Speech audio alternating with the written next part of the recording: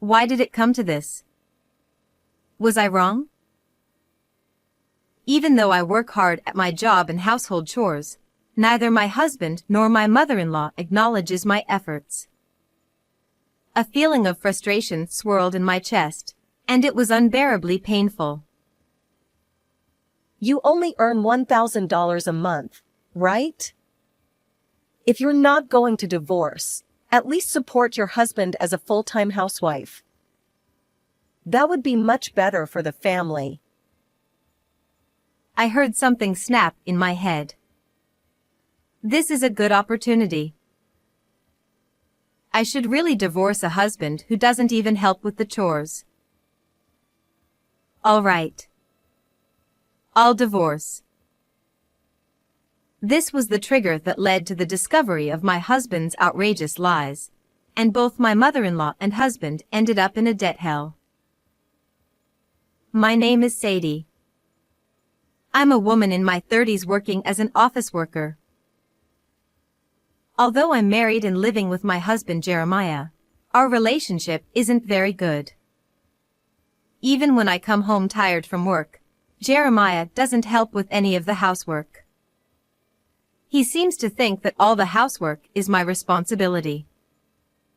Sometimes we argue, but since I'm usually tired, I end up giving in. Taking advantage of my reluctance to push back strongly, Jeremiah becomes more and more arrogant. I'll stop complaining about Jeremiah here. There are other things that are truly painful. Among the issues related to Jeremiah, the most serious one concerns my mother-in-law, Valentina. I've never met a more troublesome person than Valentina. Valentina, who divorced a few years ago and is now single, lives separately from us but frequently visits our home, probably because she lives nearby. I just want to help my dear son and his wife a little. I want to be useful. She says such things, but it's all talk. She has never actually helped with anything. She just sits around watching TV while munching on snacks from our house. Watching Valentina's disgraceful behavior, I always sigh quietly. Please, do that at your own home. Don't show such behavior at our place. No matter how I think about it, it seems to me that she visits our home just to kill time. Well, it's still better if they just do nothing, but Valentina, together with Jeremiah, sometimes causes me a lot of stress. And it's the kind of stress that's unbearable and fatal. One day, after finishing an enormous amount of work and returning home exhausted, thinking I could finally take a breather, I found Valentina and Jeremiah in the living room. I could only be exasperated by Valentina, who was there as if it were the most natural thing. I couldn't understand it, but it seemed they were just sitting and waiting for the food to be served. You're quite late. Make dinner quickly. Jeremiah is right. We're starving here. Jeremiah and Valentina were rushing me as if it were only natural for me to cook. I felt my fatigue double. My work was just entering its busy season, and on this day, I had managed to come home relatively early. Jeremiah and Valentina didn't know this, so they said whatever they pleased without any consideration. Valentina, in particular, probably didn't understand the difficulty of my work or even the meaning of my work. It was useless to argue with such people. I'm sorry, I said, offering a perfunctory apology, and dragged my exhausted body to change clothes, tied the apron strings, and retreated to the kitchen. There wasn't much in the refrigerator. There were barely enough ingredients for 2 people, but making enough for 3 was questionable. It couldn't be helped. I didn't have the energy to go shopping after work, and I had no way of knowing Valentina would be there. Besides, it was absurd that I had to cook for Valentina as well. I sighed as I cut the carrot that had been lying in the corner of the refrigerator.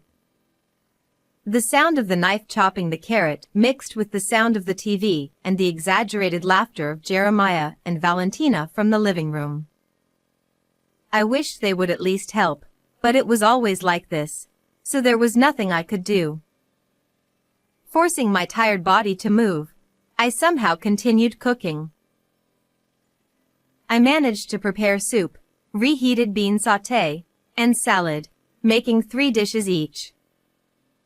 Just as I was about to carry them to the living room, Jeremiah, lured by the smell, came in. His face gradually clouded over. The next moment, Jeremiah and Valentina said something shocking. What is this? After making us wait so long, this is all we get? And bean sauté again? I give you so much money every month. Make something more luxurious. Really? Can't you make something better? Usually, you should make at least 7 dishes. Are you feeding Jeremiah such meager meals every day? They insulted me without any consideration for my tired body. I couldn't help but hang my head. Making more than 7 dishes for dinner every day after work is impossible for an ordinary housewife. Valentina probably didn't do that much even when she was younger, and certainly not now. I didn't see Valentina as such a diligent person. Unable to bear it any longer, I said in a trembling voice, "I'm sorry.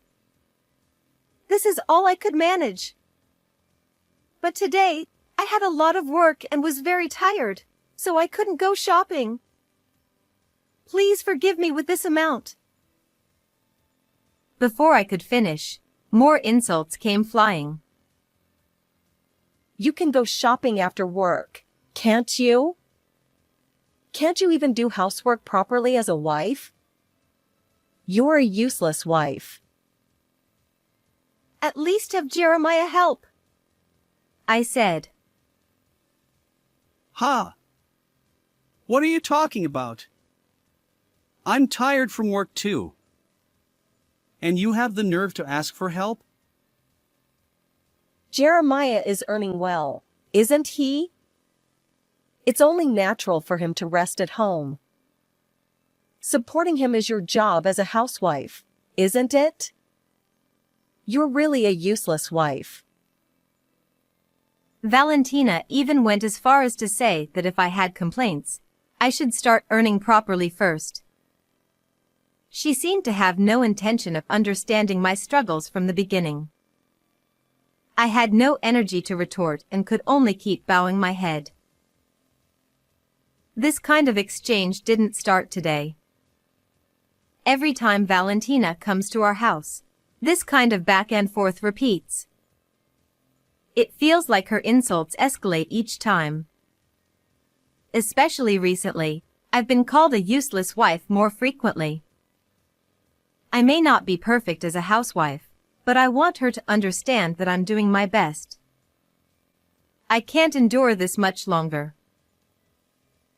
One day, after such incidents had been continuing, I took a paid leave and stayed home from work. Seeing my pale face at the office, my boss, unable to bear it, gave me the day off. It was truly a blessing amidst the ongoing busy season. Fortunately, Jeremiah was out for work. I was genuinely relieved, not knowing what kind of argument might ensue if we met. That morning, thinking I could finally relax, I heard the front door open violently with a clatter. Suspecting something, I jumped off the sofa and rushed over, only to find Valentina standing there as expected. By now, I was used to it, but does this person not have the concept of ringing the intercom? Oh? Jeremiah isn't here today? she said as she barged into the house. Valentina plopped down on the sofa where I had been lying just moments ago. Why are you at home today? When I said I had the day off, Valentina let out a conspicuous sigh. You took paid leave, didn't you? With such little earnings, you don't have time to rest, do you? Somehow, she seemed even more irritable than usual today. Valentina noticed the leaves of the houseplant next to the sofa. A thin layer of dust had settled on their surface. By the time I realized it, it was too late. Valentina slid her index finger over the leaf, showing me the dust she had collected, and said, What is this? Are you really cleaning properly?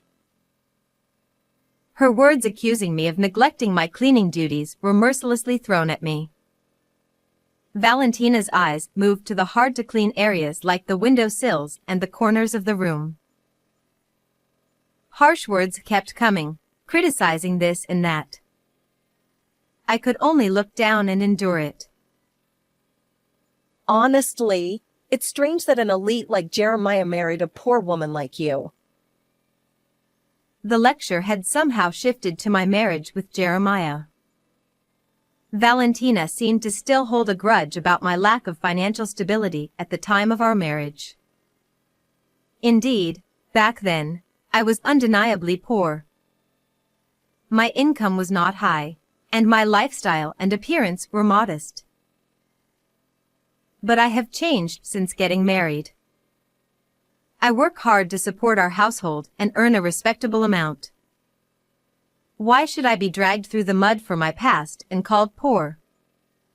I almost started crying but held back. Just divorced Jeremiah already. Suddenly, those words were thrown at me.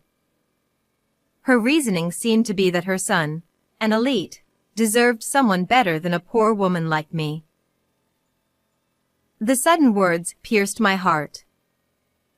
Even though I don't love Jeremiah now, the word divorce was quite a shock. It felt like my existence, which had been clinging to the somewhat stable concept of family, was being exposed. Divorce, just like that. Valentina continued with even more surprising words. Jeremiah earned $70,000 a year. And yet, what was that dinner the other day? Such a meager meal. Poor Jeremiah. I had no idea what Valentina was talking about. You only earn $1,000 a month, right? If you're not going to divorce, at least quit that job and support Jeremiah as a full-time housewife. That would be much better for the family. How did you even know about our income?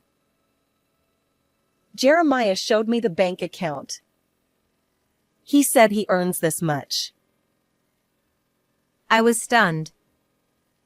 The $70,000 annual income was mine, and it was Jeremiah who only earned $1,000 a month. The $70,000 bank account Jeremiah showed you is mine. What are you talking about? Are you trying to lie now, on top of being a poor woman who can't even do housework properly? It's Jeremiah who is lying. I regretted marrying such a pathetic Jeremiah. I felt ashamed of myself for finding comfort in the relationship of husband and wife. You're not looking down on Jeremiah, are you? After all the help he's given you, if you're going to tell such ridiculous lies, you should just get divorced already. I heard a snapping sound in my head. This is a good opportunity. I should really divorce Jeremiah, who doesn't even help with the housework. All right. I will divorce Jeremiah. Thus, I decided to divorce Jeremiah, packed my things, and actually left the house. I had been working tirelessly and supporting the family as best as I could. Yet, neither Jeremiah nor Valentina appreciated my efforts. How did it come to this? Was I wrong? These thoughts swirled in my mind, making me feel unbearably miserable. After leaving the house, I returned to my parents' home to rest my weary heart and body. My parents' home, which I hadn't visited in a long time, gently embraced my exhausted self. Although work remained busy, being far away from the source of my stress, Jeremiah and Valentina allowed me to spend my days in peace. One day, while I was freely taking a day off without anyone reproaching me, my smartphone rang in the living room. The caller ID displayed Valentina. I had a bad feeling. Hello? Sadie? Valentina's unusual tone made me hesitate. Once she calmed down enough to talk, she told me about the situation after I left. After I left, Valentina had been doing all the housework. One day, when Valentina checked the bank account for household management, she found a balance of only $100. Naturally, it was Jeremiah's account. Shocked by the difference from the previous balance she had seen, Valentina confronted Jeremiah. Jeremiah admitted that the balance was the living expenses for a month.